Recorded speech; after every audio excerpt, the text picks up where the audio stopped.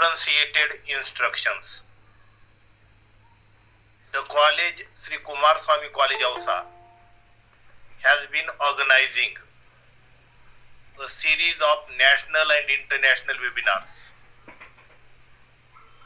Hundreds of webinars have been conducted till now on various topics related with different fields. Students, researchers, teachers are benefited because of these webinars. They got enlightened, enriched, and also the discussions which take place after the keynote speeches, through which all of us try to find answers and solutions. The webinar series is going on successfully, and it is due to hard efforts, tenacity and consistency of night and chairperson of webinar series, Honorable Principal Dr. M. Ambedkar sir. I welcome him as the chairperson of this webinar. Today, I am elated to welcome Honorable Keynote Speaker and Resource Person Nafisa Kalangi ma'am from MESB Educational Institute, Kolkata, West Bengal. She is going to elaborate the topic differentiated instructions. Once again, on behalf of the organizing committee of webinar series and Shri Kumarswami College Ausa, I welcome Honorable Ma'am for the national webinar. I also welcome all the Honorable organizing committee members, Vice Principal S.D. Misal sir, Ravindra Karanje sir, Praveen Udge sir, IQAC Coordinator Dr. Sanjay Kale sir, Dr. Anita Dhole ma'am, Sudhir Garad sir, Ambadas Khillare sir, Dr. Patwari sir, and Dr. Wadkar sir.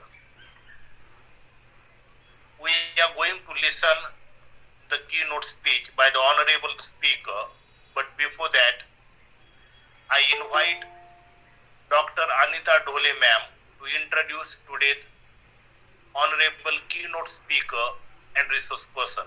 Please ma'am, welcome. Thank you sir. A very good evening to one and all. You are welcome to this grand national and international webinar series organized by Shri Kumarswami Mahavidyalaya Ausa. So this series is going on very successfully because of the efficient personality, respected Principal Dr. Ambedkar MM, who has given the opportunity to women resource persons with the motto of Women Dignity and Women Empowerment. So firstly, I would like to thank respected Principal and Chief Organizer Dr. Ambedkar MM for giving me an opportunity to introduce a resource person on this virtual platform. My special thanks goes to all the respected organizing committee members, IQAC coordinator and staff members. Those are supporting like backbone of this series, and a big thanks to all the respected participants who are joining very regularly, and they are making this series very successful series. So it's my pleasure. I am here to introduce today's resource person, Honorable Nafisa Kalangi, MSB Educational Institute. Title of speech is Differentiated Instructions, Kolkata, WB. Her educational qualification is BCom from Kolkata University, South City College, Southern Avenue, and she also completed B.Ed and currently pursuing MA in Economics. She worked in Administration Department, MBS Educational Institute, Kolkata, West Bengal. She also acted as head of the section and motivated teachers, monitored social media. She efficiently managed day-to-day educational operations, including lesson planning, student guidance, curriculum implementation, and continuous improvement of best practices, and increased parent satisfaction through supervisor, IEP meetings, and family conferences to improve parent-child bonding skills. She attended number of workshops and achieved number of course certificates. She presented the talks like emotional intelligence in education and creative thinking pedagogy and visible thinking routine. She is perceptive educator with good record of accomplishment in attaining and surpassing targets during 20 years career. She has skills like written and oral communication, report analysis, records management, strategic learning solutions. So after this introduction, I would like to request today's keynote speaker, Honorable Nafisa ma'am, please start your talk. Thank you.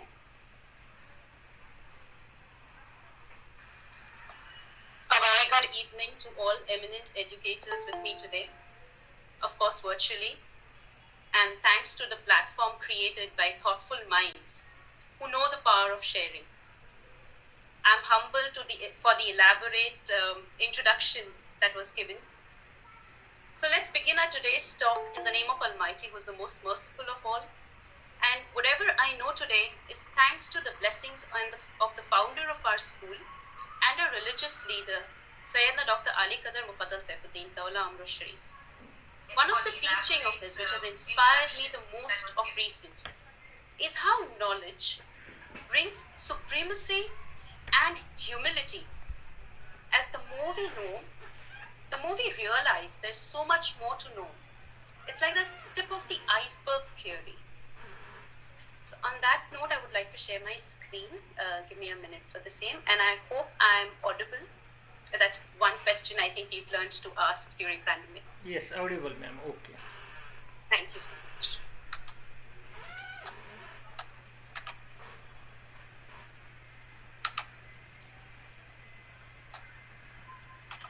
So, how much time do we have today? Say around 45 minutes. More than 45, no doubt. You can give more time also, no problem. Thank you so much. That's very kind of you. But that much time is enough to change a life. At least for me it was. Wherein a 45 minutes class of a particular teacher inspired me to an extent that I chose this profession. And I'm very thankful for that. As the impact of a teacher in a student's life goes way beyond the four walls of the classroom. The role of a teacher has evolved immensely over time. I'm sure all of you will agree with me on that. Moving from the talk-based to task-based lessons, and away from the sage on the stage personality to that of a facilitator, scaffolding learning at every step. If we look at this comparison, the metaphorical comparison of a classroom to that of a bowling alley, teachers, seasoned or new, generally pitch to teach in a manner pulling down the pins in the middle, leaving the ones on either side standing alone. And as class sizes grow exponentially, teachers face this daunting task of teaching all levels of students in a single class. Teachers must stimulate and engage intellectually gifted students while simultaneously scaffolding curriculum to support the other learners. This delicate balance is what many argue separates the best teachers from the herd. And I'm sure all of us at one point of time must have felt this, that it gets on our nerves when that know-it-all student who always sits in the front row demands time to show off. And it would frustrate us to no end when the student in the back of the class would make rude noises and refuse to stay on task. And most of the time it would be somehow classroom management skills, putting them together, trying to bring peace.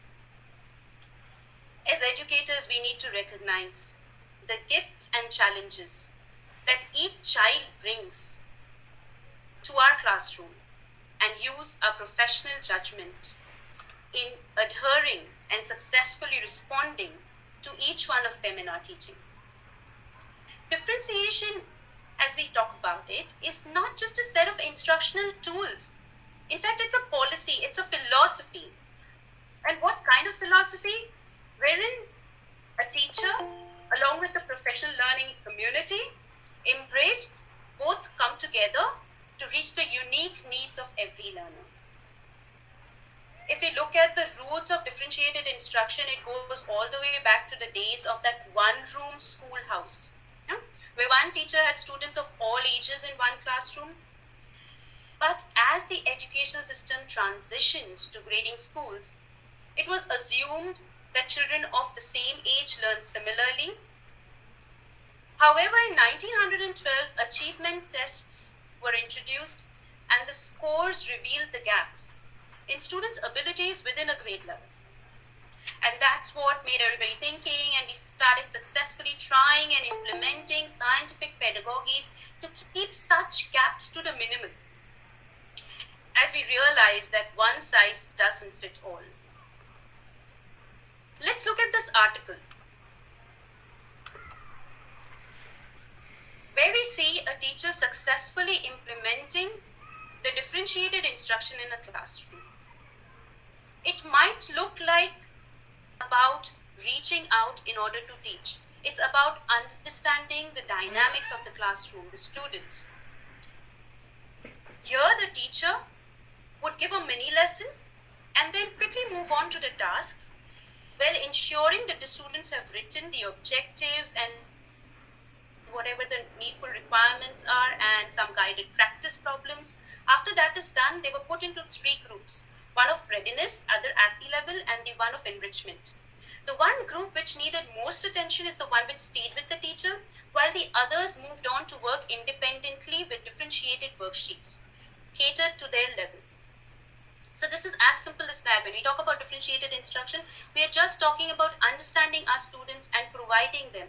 Now, in this kind of classroom, we would not find any student disrupting or any child feeling left alone, because everyone will be involved and engaged at work at their level. That is what the teacher needs to wisely design and decide. Because we understand that our destination is same, but there can be several roads which lead to that.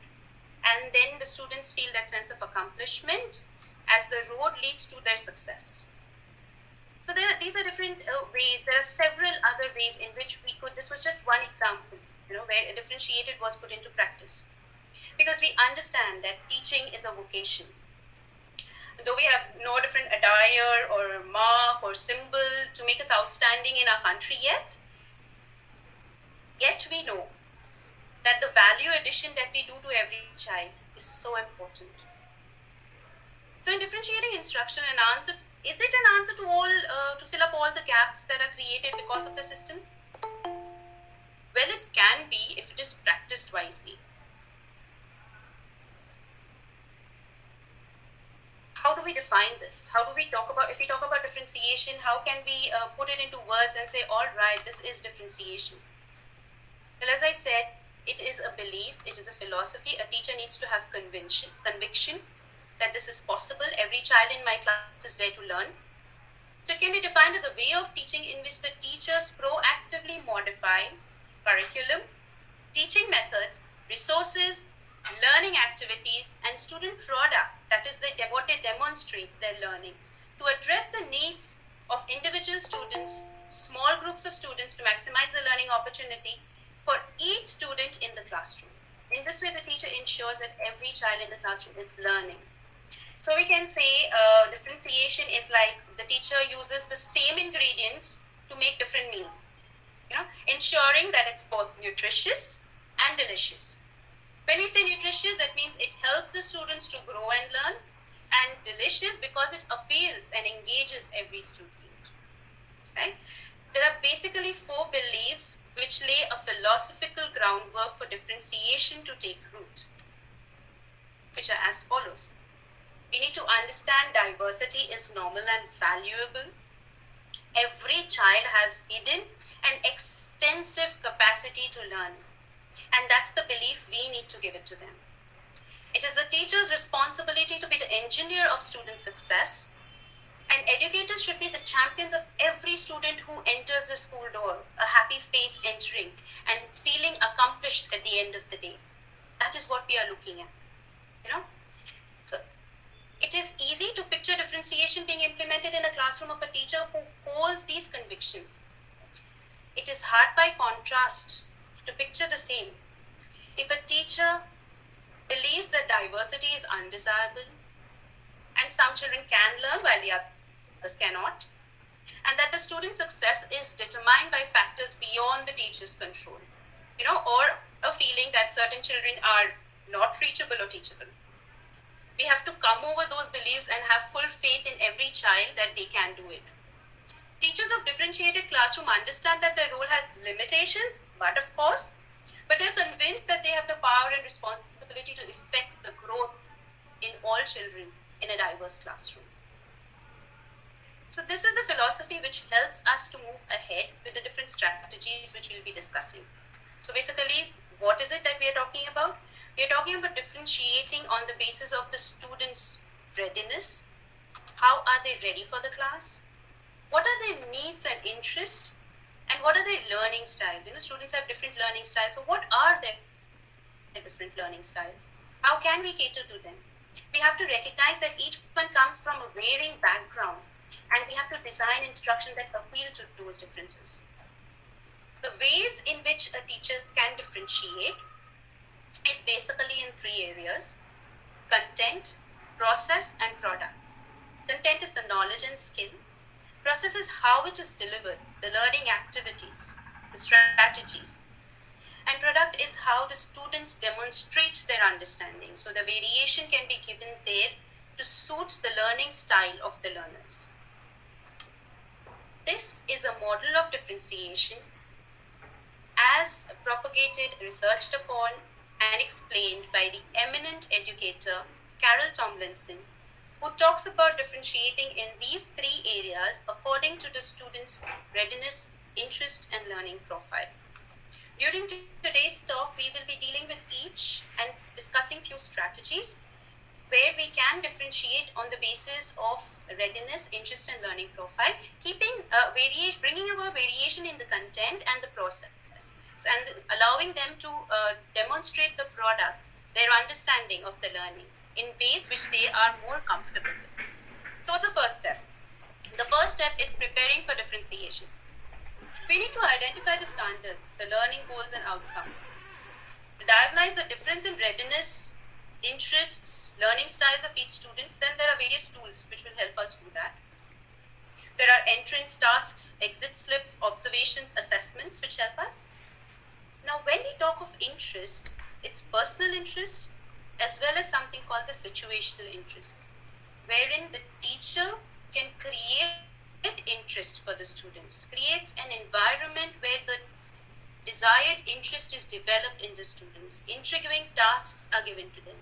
And if it is done more often, then the situational interest becomes the personal interest. It can develop into a personal interest of the child over time. And that's what education is all about. We mold children. We are looking at holistic development. And it should bring a transformation in a child. So that transformation we can lead, we can scaffold through our methods. How are we going to use this data that we have generated through the different methods that I just mentioned about observation? We will use this to understand, do I need to reteach to the whole group? All students have some misconceptions, or guided groups and pairs practice would do, or the ideal setup would be a workstation where child can go according to their interest, or does it require a one-to-one instruction? Certain children require that one-to-one instruction, that intimacy to understand the concept. So is that needed? So this is going to be an informed decision that I'm going to make. And what are the different ways that I'm going to reach there? These are few strategies. I've listed them through. Of course, we won't be discussing all. We'll be discussing few out of these. But what I wanted to share is that it's an ocean.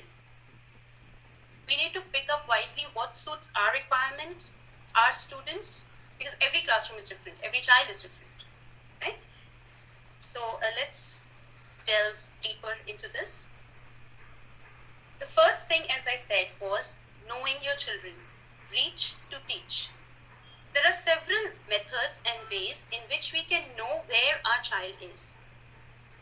Pre-assessment is a form of taking informed decision for the process, as we spoke about it, the content, the process, the product. So what are the different variation in strategies that I'm going to utilize? My pre-assessment will help me decide that. So what are the things that we can do for pre-assessment? There are ample. I have taken up 3 here to be discussed. KWL chart. That is, know what I want to learn and what I have learned.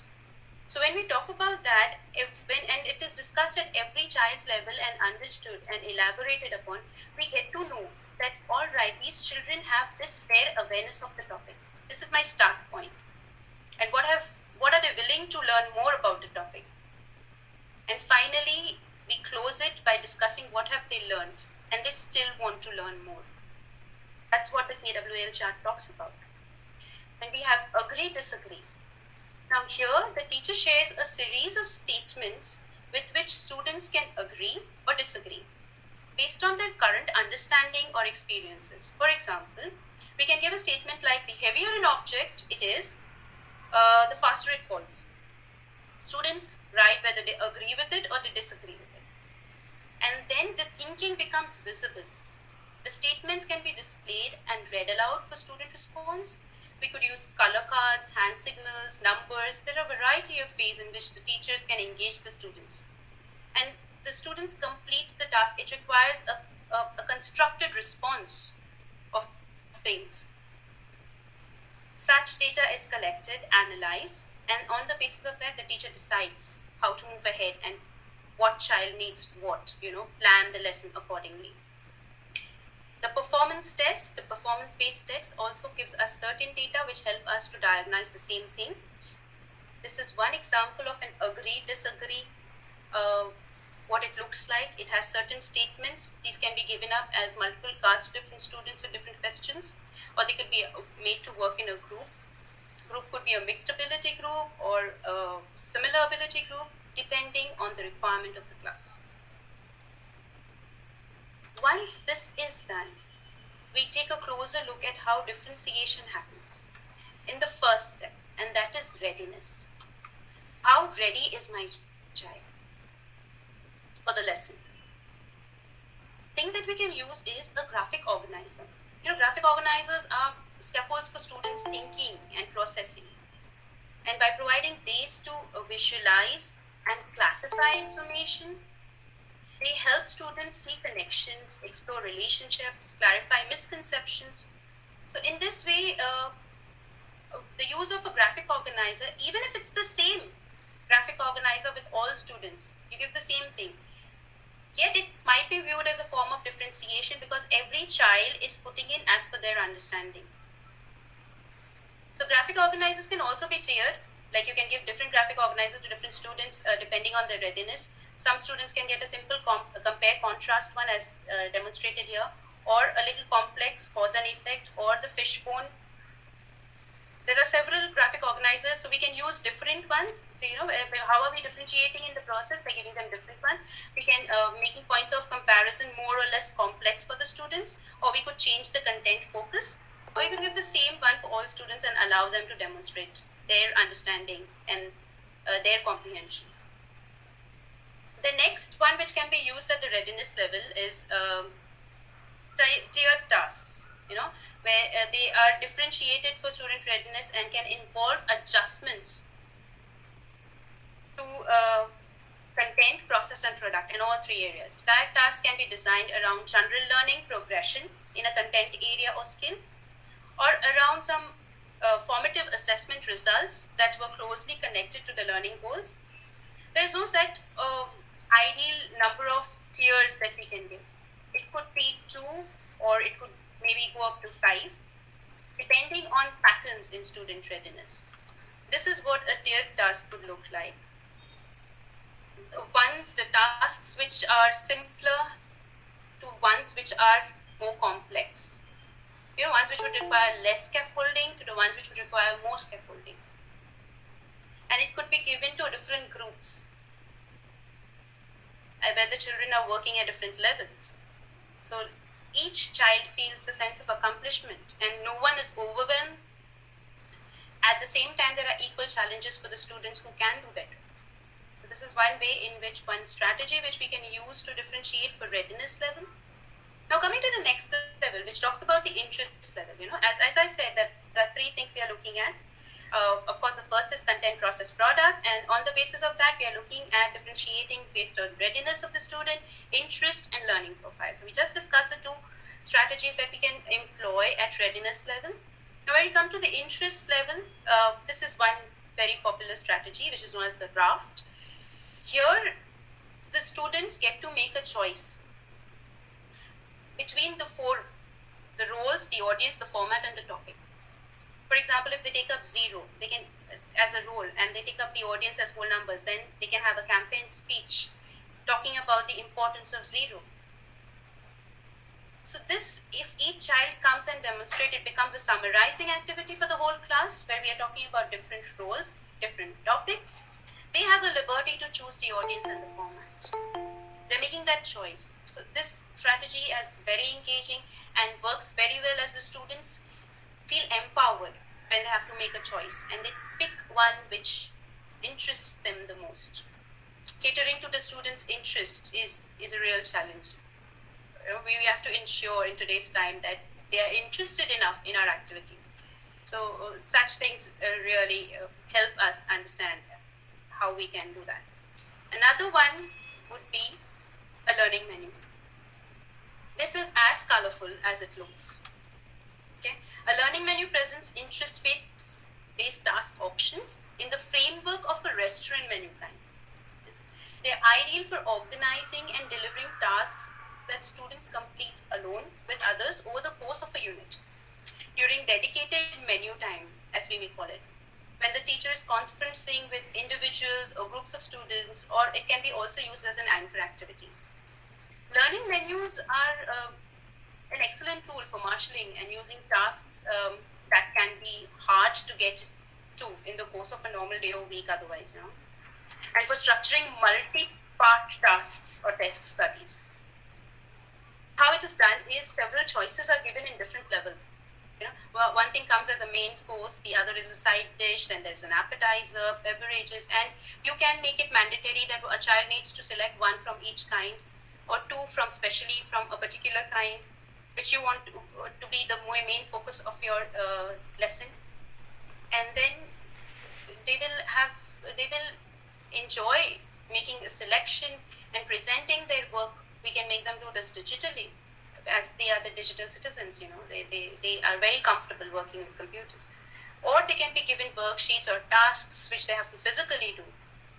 The idea is giving them different choices, catering to their learning styles, catering to their interests, which the students are easily able to pick it up, and at the same time, our learning goals are met. So this is one strategy talking about the interest of the students.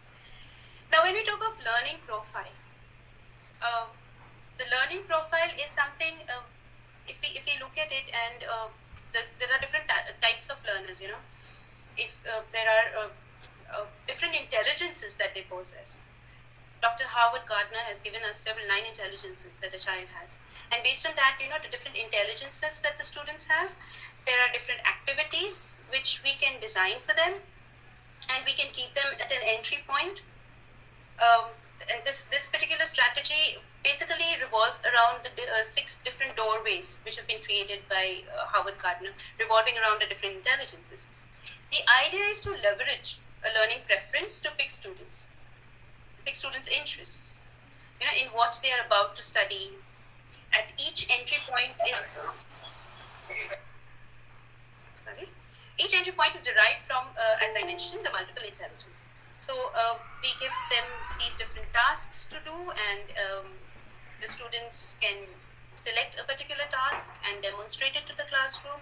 Once selected, the other students will be choosing a different task to do. So each one, and yet we will have a variety in class. Variety is a spice of life. So we will have different things being spoken about in the class, and students will develop those kind of intelligences also over time.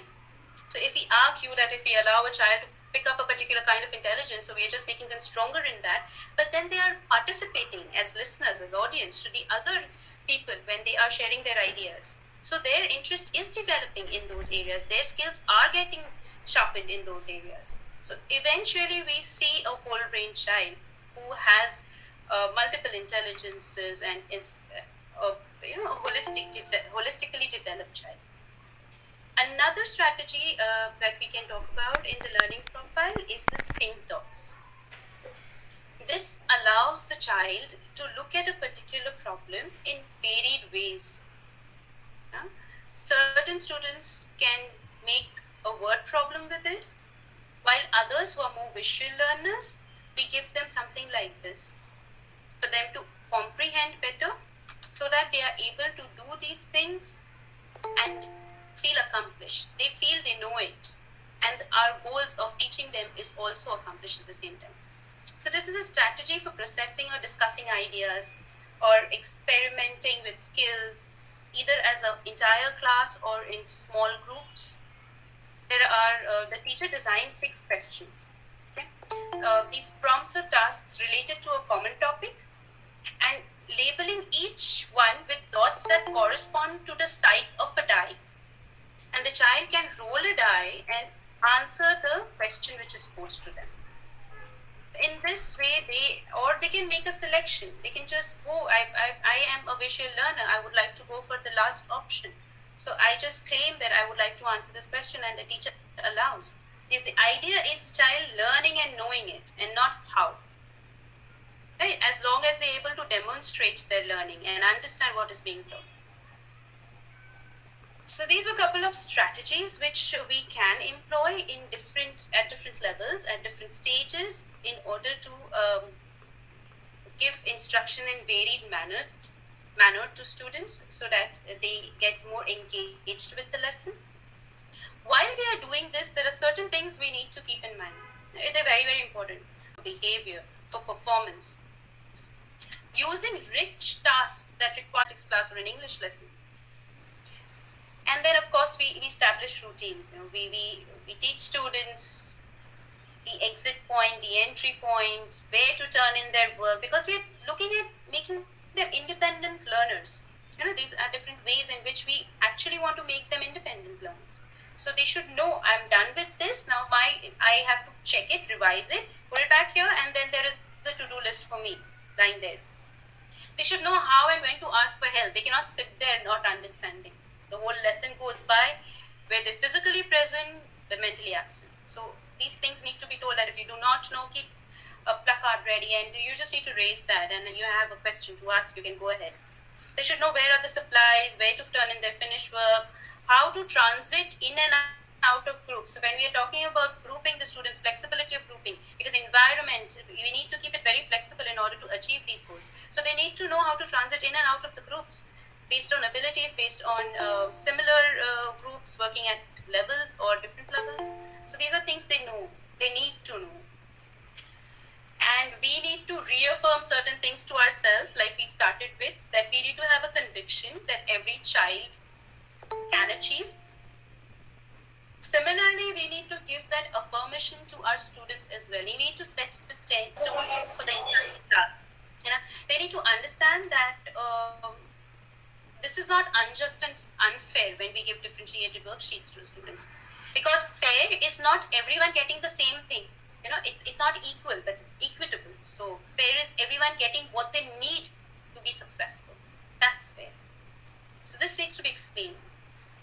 there is risk taking, mistake making. All this should be allowed in the classroom. You need to celebrate the learning which happens from the mistake. Many times students are so scared that they would go wrong. There is a pattern seen. The students, the younger they are, the less fearful they are. They are ready to share their thoughts. The more and more adults they become, they tend to get into their shell because they become more aware of themselves and they fear going wrong. So we need to celebrate these things we need to create an environment in our school, in our classroom. Based on certain assessments that we take, or it's an ongoing process. There are checkpoints at every level. Every level they're turning in their work helps me to decide where I need to go next with the child. So it's not one class that I teach, but it's a number of students in that class that I teach. So, I hope these methods have been helpful to you and you'll be able to select any one of those to differentiate instructions in your classroom. And then we will again meet at such platforms to share our thoughts. Because the teachers who differentiate, they find greater understanding of the concepts behind the rules. They believe that all students have variety bring to the classroom and exchange of ideas that happen. Ability to apply concept and skills to new situations in daily life. Students are excited. It has been observed that these classrooms have more ownership of students. They are more engaged. They are independent learners. They develop the mastery of the content. Sometimes it is argued that you are lowering down the levels for the learners, but that's not how it is. We are keeping certain standard outcomes in mind. We are just leveling it up and not below. So it increases the mastery of content. The students hone different kind of skills like problem solving, working in teams because they're working in projects, the social skills that they learn in abundance. Just a word of caution that I would like to end it on, that it is important to remember that any method of differentiating instruction, you must use the FSU principle, or we will not be able to be successful in our endeavor to reach out to every child. And what is that? We need not be too enterprising. Any strategy we adopt, it has to be feasible, it has to be sustainable, it has to be usable. That means it must work for my classroom, my students' requirement. So the need assessment is very important, and on the basis of that, we decide which strategy what we want to use. Because as I said, it's an ocean. So we just need to wisely pick and select which one goes best for us. Right? So we spoke about one of the strategy there, exit slip. So the exit slip for our lesson today, talk today, would be listing one strategy that you would plan to implement with your students, that you would like to research more in order to implement it. And if you have any questions, I would be willing to take them. Thank you so much. For more queries, you can find me on my Insta handle as well. Thank you, ma'am, for giving very good information through your speech. Differentiated instructions. Now after this nice lecture on the topic, it is time for us to discuss on the topic. So I request participants, if anybody has any question or doubt, can place before Honorable Ma'am for answers and explanations. Please.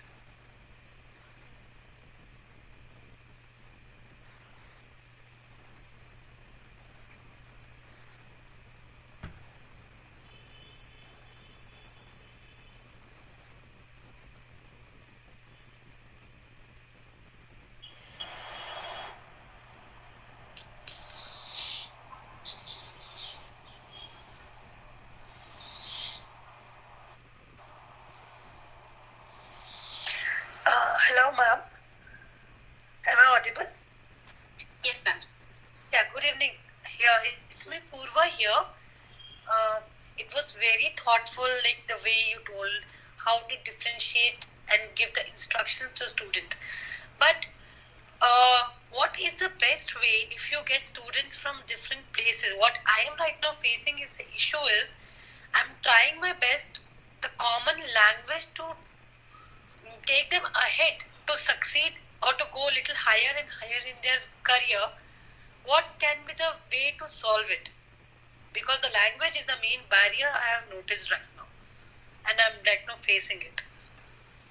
So how to solve that issue? All right, ma'am. As the NAP suggests as well, that we can go bilingual at times so that the students understand. But if language is what you're teaching and you want them to develop fluency, for example, in English language, and the students do not understand that, then I think we need to give, to a certain extent, some bilingual discussions, hold discussions of that kind, and give lectures until they develop the required competency. Now, not all students, as I said, would be facing the same problem. So we have a contrast of students in our classroom. The some who are very good, they can model it out for the other students. So a lot of hand-holding will be required. So pairing would help. As we say, pairing really helps. A child who is very fluent and good could pair up with a child who's not so fluent, and they can work together where one is modeling it out for the other, and collectively they come up with a piece which... Now this becomes a collective effort. If you give it to an individual child who's not good, they will not go anywhere.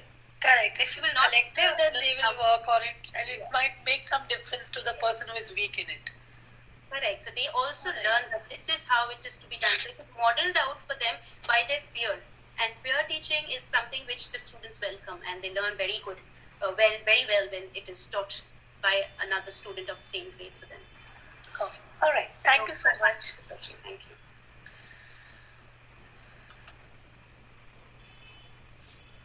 Anybody else?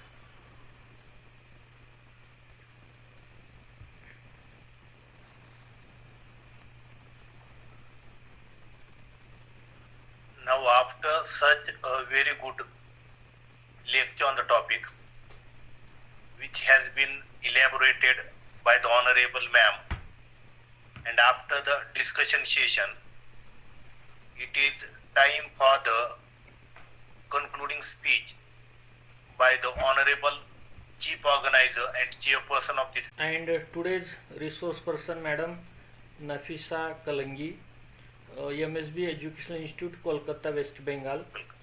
She delivered very nicely on differentiated instructions, right, starting from the caring of the students while admitting to the schools, which care should be taken, how the students are prepared with powerful instructional media, how they are managed so that the students will get interest in their learning learning atmosphere.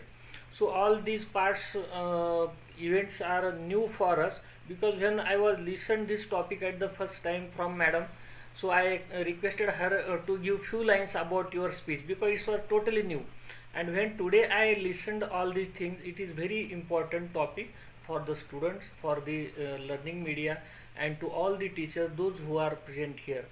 Thank you, Madam. Very different and special topic, by keeping welfare of the students and care of the students, because everyone need to take care about that, and to have more progressive students from our school and colleges also.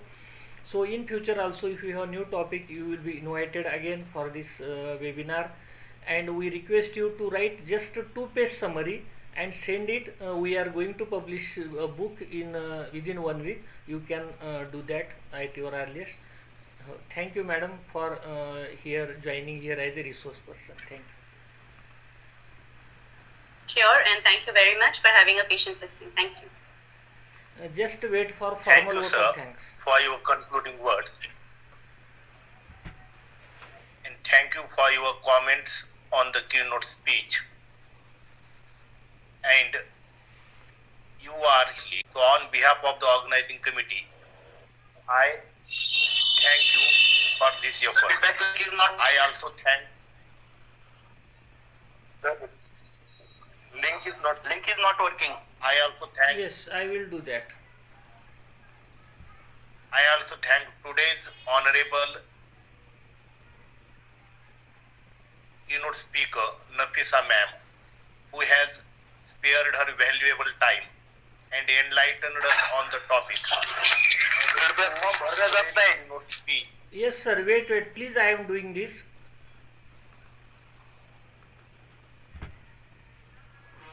And through today's keynote speech, we got very message that we should celebrate teaching and learning by giving differentiated instructions which can benefit all the students. So on behalf of the organizing committee, feedback link,